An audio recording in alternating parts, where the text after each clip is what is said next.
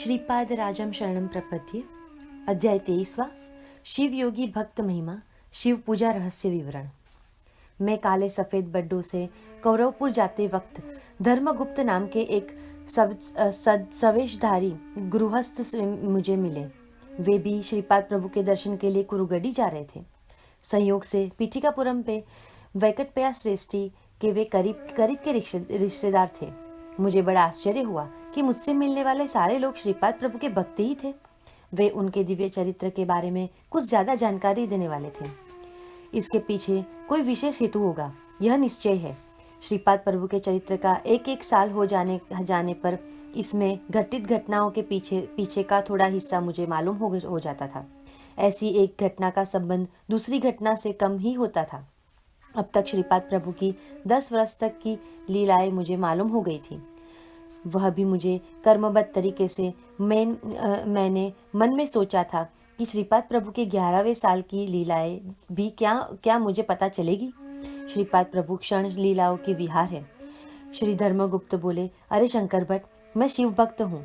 श्रीपाद प्रभु जब 11वें साल के हुए तब एक दिन उनके घर एक शिवयोगी आया। वह अत्यंत विद्वान था।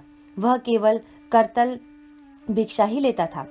वह अपने पास झोली, थाली, बर्तन ऐसी कोई चीज नहीं रखता था। वह दिखने में पागलों की जैसा दिखता था। वह एक दिन कुटकेश्वर मंदिर के पास आया। उसके धूल के भरे कपड़े और विचित्र बातचीत सुनकर मंदिर के पुजारियों ने उसे अंदर नहीं आने दिया। वह देहात्मक बुद्धि विहीन अवधूत था।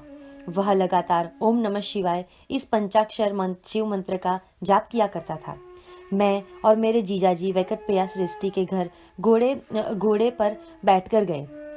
रास्ते में ही स्थित कुटकेश्वर मंदिर में जाकर दर्शन लेने की मेरी आदत थी। मैं वैश्य प्रमुख होने के कारण मंदिर के पुजारियों ने मेरे नाम से बड़ी पूजा की। उन्हें अच्छी दक्षिणा देने की मेरी आदत थी। मैंने 5 वरा पुजारियों को दिए और वह उन्होंने आपस में बांट लिए। मंदिर के पुजारियों ने मुझे उनकी आर्थिक स्थिति और कष्टों के बारे में बताया और सनातन धर्म के रक्षण के लिए आप जैसे सदाचारी शिष्य की अत्यंत आवश्यकता है, ऐसा उन्होंने कहा। ऐसी समय बाहर खड़ा हुआ शिव योगी अंदर आया। उसके साथ 2 नागशर भी अंदर आए। उन्हें देखकर अर्चकों का मुंह खुला हो गया। शिव योगी बोले, अरे अर्चक स्वामी, आप अब मत घबराओ। यह तो शिव के आभूषण है। पुत्र जिस प्रकार के अपने पिता को प्रेम से आलिंगन देते हैं, उसी प्रकार से नाग पिता समान कुटकेश्वर मंदिर को आलिंगन देने के लिए उत्सुक है। वे आपके स्नेही जैसे हैं। अपने स्नेही को देखकर घबराना या भागना नहीं चाहिए, यह महापाप है। अर्चक स्वामी ने विशेष पूजा की, इसलिए यह नाग आकर्षित हुए हैं। नागभूषक कुटकेश्वर की हमें मन लगाकर अधिक श्रद्धा से पूजा करनी चाहिए। रुद्राध्याय के नमन और चमक सुस्वर से कहकर भगवान शिव के राग युक्त भजन कहना चाहिए। अर्चक स्वामी वही बैठे थे। मंदिर के आने वाले भक्तगण में कोई धनवान तो कोई भक्त साधारण गरीब थे। विशेष धन देने वाले भक्तों को अर्चक स्वामी अधिक आत्मीयता से भाषण करते थे। इन अर्चकों के एक पीठिकापुरम के सूर्यचंद्र शास्त्री नाम के उत्तम अनुष्ठान करने वाले पंडित थे। उन्हें श्रीपाद प्रभु के विशेष भक्ति थी। वे श्रीपाद प्रभु का स्मरण कर नमक चमक सुस्वर में और राग युक्त आलाप में गा रहे थे। वहां आए हुए नागों के उनका गान अच्छा लग रहा था। वे भी आनंद से डोल रहे थे। शिव योगी को लेकर सूर्यचंद्र शास्त्री बापानुचार्य के घर आए। वहां उन्हें भरपेट भोजन करवाया और श्रीपाद प्रभु के दर्शन करवाए। श्रीपाद प्रभु ने उन्हें शिव शक्ति स्वरूप में दर्शन दिए। उस दिव्य दर्शन से वह शिवयोगी उतने आनंदित हुए कि उसे वहीं समाधि स्थिति प्राप्त हो गई। ऐसी स्थिति में वह 3 दिन तक रहे। इसके बाद श्रीपाद प्रभु ने अपने दिव्य हस्तों से उसे भोजन कराया। श्रीपाद प्रभु बोले, हे बालक, सनातन धर्म में जैसा कहा गया है वैसा ही जीवन व्यतीत कर संसार सागर में तू तैर जा। पुराणों के कल्पनाएं का असत्य नहीं होते। इससे सामान्य और गूढ़ अर्थ अलग अलग होते हैं। इनका अर्थ और गूढ़ रहस्य अनुष्ठान करने वाले साधकों के अंतःकरण में स्वतः प्रकट होते हैं। भूत कारकों को सूर्य और चंद्र में से सूर्य परमात्मा और चंद्र मन का प्रतीक लगता है। चित्त स्वरूप तेजस मनोरूप युक्त लोगों को सृष्टि कर्म चंद्रमा के बिना सृष्टि कर्म नहीं चलता। ऐसा लगता है। अमावस्या माया का प्रतीक है। यह माया पूर्व काल में वसुगुल नाम की कला में जन्म लेती थी। चंद्रबिंब के कला का प्रवेश हो जाने पर उसी का उसका विलय हो जाता है। जिस प्रकार माया परमेश्वर को तेज लेकर मनोरूप चंद्र में फैल जाती है, उसी प्रकार चंद्र में सूर्य की किरणें समाती है। माया हो या अमावस्या हो, अपने जड़ स्वरूप के कारण निर्मित हुआ यह जगत उससे चिरकाल सानिध्य के कारण के चित्त जड़ात्मक है।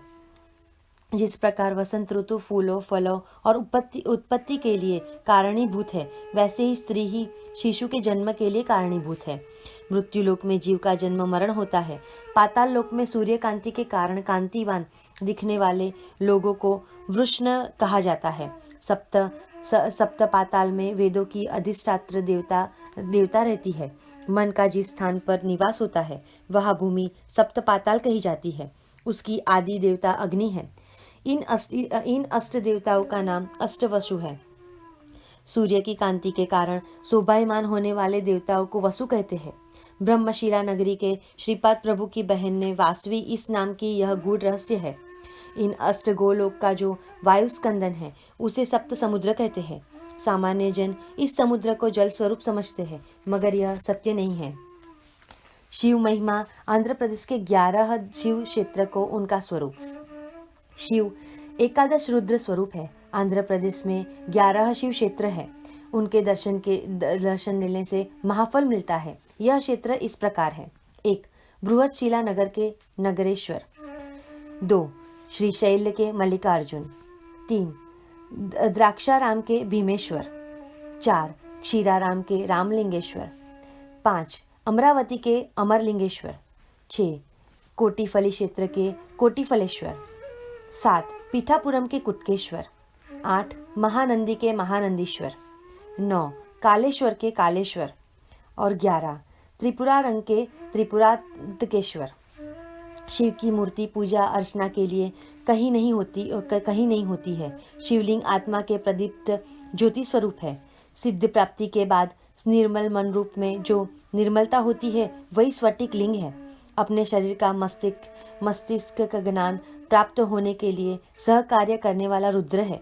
गर्दन के नीचे नाड़ी रूप के व्याप्त नाड़ियों के जाल को रुद्र जटा कहते हैं। शिव अपने हठ योगी स्वरूप में लकुलेश्वर है। शिव प्रभु भिक्षा मांगकर जीव के पाप कर्मों को हर लेते हैं। उसी सृष्टि के कालबद्ध सृजन, स्थिति अथवा लय, महास्पंदन शिव के आनंद तांडव से सुव्यवस्थित चलते हैं। इसीलिए शिव को नटराज कहा जाता है। शिव परमात्मानंद कारक है। वे अपने आप अनन्य भक्तों को मोक्ष सिद्धि प्रदान करते हैं। चित्त माने मन और अंबर माने आकाश। आकाश रूप में जो है वही चिदंबर है।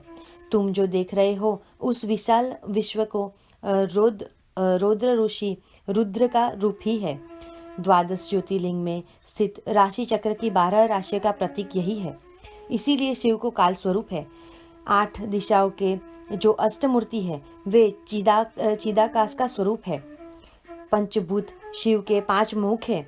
पंच इंद्रिया और पंच कर्मेंद्रिया और मन को मिलाकर कुल 11 रुद्र होते हैं। इसी की एकादश रुद्र कहते हैं। शिव का उमा महेश्वर रूप नित्य प्रसन्न रूप है। त्रिगुणों का भस्म कर भगवान शिव ने रूप लिया है। वही रूप उनका त्रिपुरांतक रूप है। ज्ञान नेत्र के यही शिव का तीसरा नेत्र है। शिव के जटाओं के निरंतर प्रभावित होती है और परम पावन गंगा सारा प्रदेश सुफलाम करती है। आंध्रा नक्षत्र आकाश में जब चमकता है, तब शिव प्रभु दर्शन देते हैं। मिथुन राशि के पास जाने के लिए पहले वृषभ राशि को लांघना पड़ता है। यह वृषभ राशि नंदीश्वर का प्रतीक है। वह धर्म स्वरूप है। दोनों भवों के बीच में जाने वाली ज्योति यानी के लाल चंद्रकला। योग स्थित में संभूत काम वासना से स्त्री पुरुष का ऐसा भेद जब नष्ट हो जाता है, तब एकत्व के स्थित प्राप्त होने की होती है और उसका स्वरूप है अर्धनटेश्वर। लिंग यानी स्थूल शरीर में छुपा हुआ लिंग शरीर ही है। यह ज्योति स्वरूप में विलास पाता है, ऐसा वेद कहते हैं। शिव पूजा का रहस्य अनुष्ठान करने से या गुरु कृपा से ही जाना जा सकता है। भौतिक रूप में जैसे पीठापुरम, वैसे ही ज्योतिर्मय स्वरूप में स्वर्ण पीठिकापुरम भी है। उसे और श्रीपाद प्रभु को निरंतर भजता है। अथवा स्मरण करता है, वह ज्ञानी भक्त ही इसे समझ सकता है। वह कितनी भी दूर रहता हो, फिर भी स्वर्ण पीठिकापुरम में ही निवास करता है। ऐसे भक्त के लिए श्रीपाद प्रभु अत्यंत सुलभ है। भौतिक पीठिकापुरम से कुटकेश्वर मंदिर के अर्चक स्वामी का प्रमद गणों के अंश रूप में जन्म हुआ था। भूत प्रेत पिशाच आदि महागण अनेक होते हैं। योगाभ्यास और श्रीपाद प्रभु की आराधना करने वाले भक्त उन भूत प्रेतों को रोक कर रखते हैं। अपने सारे कष्टों को भूलकर जो भक्त श्रीपाद प्रभु से आकर मिलते हैं, वे धन्य हैं। श्रीपाद प्रभु बोले, मेरे नाना जी के घर के आंगन में एक बड़ा संस्थान होने वाला है। ऐसा मैं कई बार कहता आया हूँ। मेरा संकल्प अमोघ है। चींटियां जिस तरह अगणित संख्या में होती है, उसी तरह मेरे करोड़ों भक्त हैं। योगी जन मेरे संस्थान का धर्म पालन योग्य तरीके से करेंगे। कौन लोग, कितने लोग, कहाँ से, कब, किस तरह आएंगे, यह मैं ही तय करूँगा।